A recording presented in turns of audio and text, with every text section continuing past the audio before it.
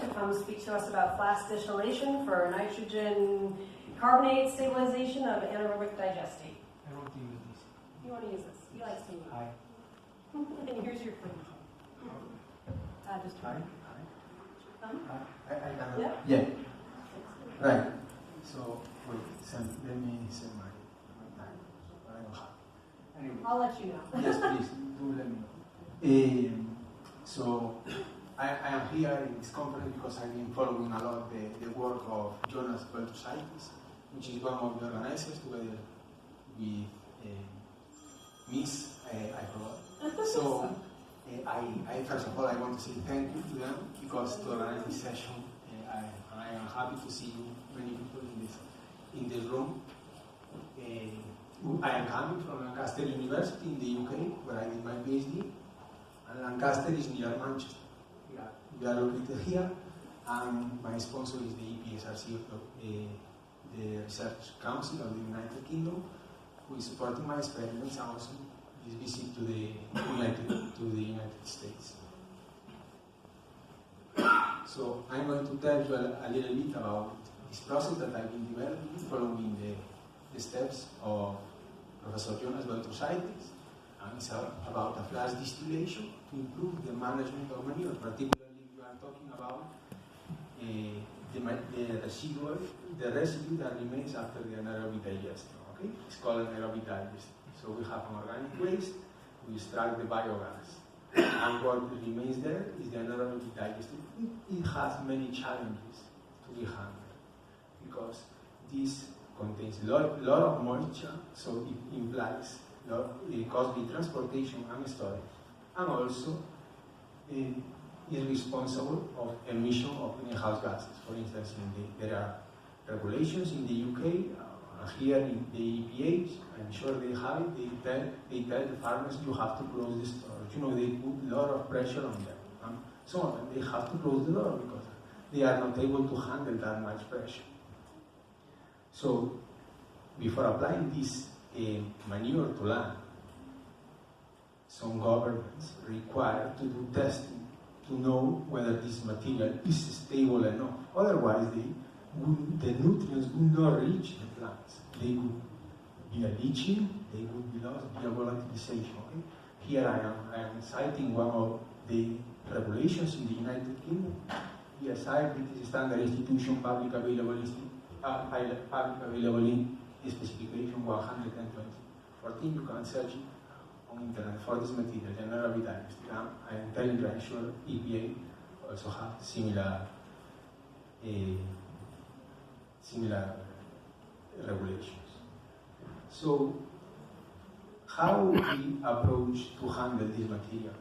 I've been following the steps of Professor Jonas, and what I did is, first of all, I made a model solution considering just water, CO2, and ammonia.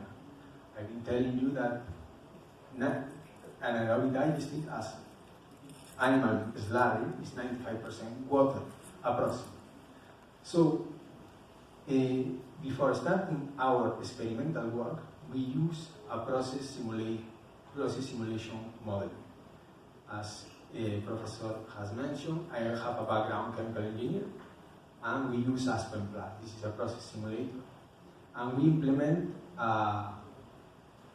the composition of the anaerobic digestate, and we say 1 ton of water, 2.5 grams of CO2, and 2.5 grams of ammonia. This means like approximately 55 kilomole of water, 0.1 kilomole of CO2, and 0.1 kilomole of ammonia. When we implement these reactions in the software, these are the reactions that pop up. So these are all equilibrium reactions, okay? And we can see that the pH is involved in many of the reactions. So we see that H plus is here, we see that OH minus is here. So if we acidify the medium, we promote the release of CO2. If we increase the pH of the medium, we enable the volatilization of ammonia. We enable, because ammonia is way more soluble in water than CO2. So in order to promote that stripping process, we need to use a stripping agent. So we model these equations with the Aspen Plus. So in order to create a comprehensive model where we do the fermentation of this organic waste and the downstream processing of the anaerobic digestate, we also implement a number of equations that represent the fermentation of amino acids. And why I choose amino acids? Amino acids because these are the source of ammoniacal nitrogen. When you mineralize during this anaerobic fermentation, the mineralization takes place, greater availability of the nutrients for the plants, and that is the reason because they are a lot of volatilization and leaching. So we test the 18 amino acids, and we use the kinetics available in the literature. So this is the model, okay? This is the model here, and here is how I validate it in the lab, okay? So in this first part, I perform the anaerobic digestion, anaerobic fermentation. Anaerobic means that it's performed without the presence of oxygen. So we have anaerobic fermentation, we have the anaerobic digestate comes here, and we use acid and alkali to promote the separation, okay, the stabilization of this material. This means that we try to remove as much CO2 and ammonia to produce unstabilized material, okay? And we get the ammonium bicarbonate as a inorganic fertilizer. So how we do it in the lab is like a batch distillation process, okay? So we have here the reboiler, the thermometer which measures the temperature of the volatile gas release, the condenser, and here we promote the crystallization of the ammonium bicarbonate. So before relying on this modeling, we test whether it predicts accurately the experimental data. So now we are going to go back maybe to A-level chemistry, and we perform some titrations. Okay, titrations, this means that we have a material and we start to add either acid or alkali. Okay, so these are equivalents of acid. So if I add acid, it goes in this way. If I add alkali, it goes in this way. I'm going to put myself in this side otherwise. So this, the black line is the model anaerobic digestate that I built based on the data in the literature. And I see that it does not matches exactly the experimental data. This experimental data is my experimental data. So the difference here, the difference is in the content of the CO2 and ammonia, because ammonia buffers the system, CO2 buffers the system. We add alkali, the CO2 prevents the increase of the pH. We add acid, the ammonia prevents the decrease of the pH. That is one. Second, because we want to do the precipitation or the crystallization of ammonium bicarbonate. Second thing we do, we test how the software predicts the formation of ammonium bicarbonate, and also how it predicts the formation of sodium bicarbonate and ammonium chloride. This is because we are using hydrochloric acid and sodium hydroxide to modulate the pH of this material. So in all cases, more or less, the software is in agreement with the data, the experimental data.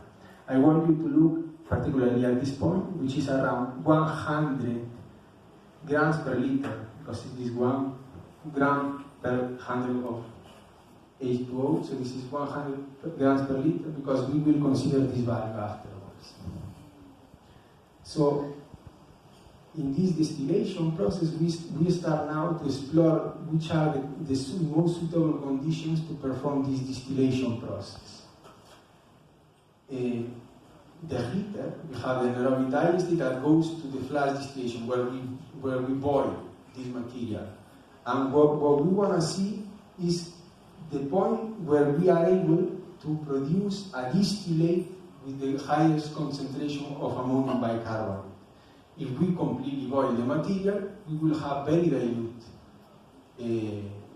distillate.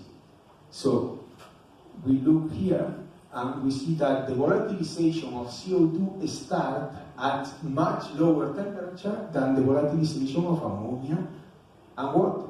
So we have to play in this small window. Otherwise, if we volatilize all water, and water is way more, I'm telling you, it's like 55 kilomole per hour, while the other are 0.1 kilomole per hour. So we have to play with this small window, and the optimum temperature to promote the stripping of these elements is around 95 degrees. That is heating. Now cooling. The distillate we have to cool to promote the precipitation of this material. What we see here is that we have the stream coming at high temperature, gaseous stream. So we see that this is all prediction by the software. As we decrease the temperature of the distillate, the concentration of ammonium and bicarbonate start to increase. Right? We want this concentration high to precipitate ammonium bicarbonate. So this is an optimization of that distillation temperature. So here in this graph, I am showing like 3 independent variables. I am showing the temperature as independent variable, the composition of the digestate in terms of CO2 and ammonia as independent variable as well. And the dependent variable is the production of ammonium bicarbonate.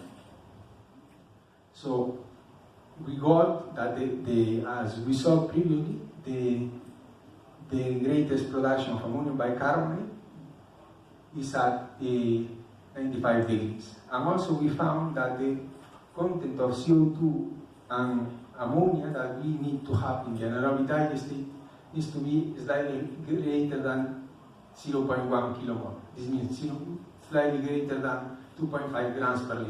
It needs to be around 10 grams per liter in order to produce the ammonium bicarbonate. So these more predictions from the software how the acidification and alkalinization help to produce the ammonium bicarbonate. We can see here that these are different types of digestate for those I've been able to produce the ammonium bicarbonate. And we can see, for instance, that for this type of digestate where we are considering mainly arginine as the source material for the anaerobic digestate, the acidification helps to optimize the production of ammonium bicarbonate, while for the other two types of digestate, the alkalinization is helping to optimize the production of ammonium bicarbonate. I also plot in this graph the pH, and we can see that none of the titrants has depleted, in this case, the partial alkalinity, because the pH remains above 7. In here, they start to deplete the OH alkalinity of the histidine digestate as the pH starts to rise above 9.5. That is all simulation. We have to now test what is real, right? So these are the sources of my digestate. So this agro-waste digestate, I can tell you the name of this because they gave me permission. This comes from the south of England. You can search on Google. The name of the company is Barfoods. They produce vegetables, and they have an anaerobic digester because, well, they produce a lot of waste, and they use this to apply to the fields, okay? This is food waste digestate, okay? I have the two here. Agro-waste digestate and food waste digestate. So these are the red dots. The red dots, I perform the titration to elucidate the underlying chemistry of these materials. to know how much, right? So what we see here is that the food waste digestate has more buffer capacity than the agro waste digestate. Food waste digestate, agro waste digestate. Because the slope is flatter, is less slope. And what we have found in this graph is that the behavior of the agro waste digestate is the same as if we use a solution of 10 grams per liter. So we are going to use that solution of 10 grams per liter to test the production of ammonium bicarbonate. And then we will use the real digestate for the subsequent steps. So let me repeat it again. Agro waste digestate, learn these red dots, and look at the time predicted. This is experimental solution and predicted by the soil. It matches, okay? So here, what we have done is what we have performed the distillation with these model solutions. So we have the feed. This is before performing the distillation and after performing the distillation. All right. So we see that after performing the distillation, the slope is greater. This means that it has less buffer capacity because we have extracted the ammonia and the CO2. The distillate, we produce the ammonium bicarbonate, and we confirm that the product, that the crystals, is the ammonium bicarbonate by using the FTIR and comparing the spectrum to the commercial product. So these are the crystals that we have found. It was not possible to find that much difference in terms of yield, in terms of using acid and alkali, but when we use acid and alkali, the crystallization was much better. I have to say that for this crystallization, we are not using only cooling, but using anti-solvent technique. We test acetone and isopropyl. In both cases, we see that there is a release of gas. So there are some losses during this crystallization as well that we need to account. Also, this is another slide saying that how the chemistry that we are modeling can be further implemented, not only considering equilibrium reaction, but also kinetic reactions. These are taken from a model of Aspen Plus. Right. The cost of the process, we are handling waste, and if we use biomass ash, it would be much cheaper than if we use sodium hydroxide to enable the distillation process. And now here I brought you a video. Unfortunately I don't have the maps. I would like to move the video here, slide here, to show you that when we test actually the digestate for this distillation process, the big problem that we got is that it's not possible. It's not predicted by the model because it's necessary to use an anti-foaming agent. So we have used it. This video actually was done with a dose of around 1500 ppm. When we contact the supplier of this anti-foaming agent, it's telling us that it's meant to be used in doses to 1 to 10 ppm. So what we have been doing now is procuring a different anti-foaming agent, which might be more effective, silicone oil. And the other thing that I found is that it is not possible to conduct the distillation at 95 degrees as was predicted by the model. So our distillation is conducted at 98 degrees. This would be shown in the video if we were able to move slightly forward. Because that is the maximum temperature for the distillation, and it is much easier to control. Thank you very much.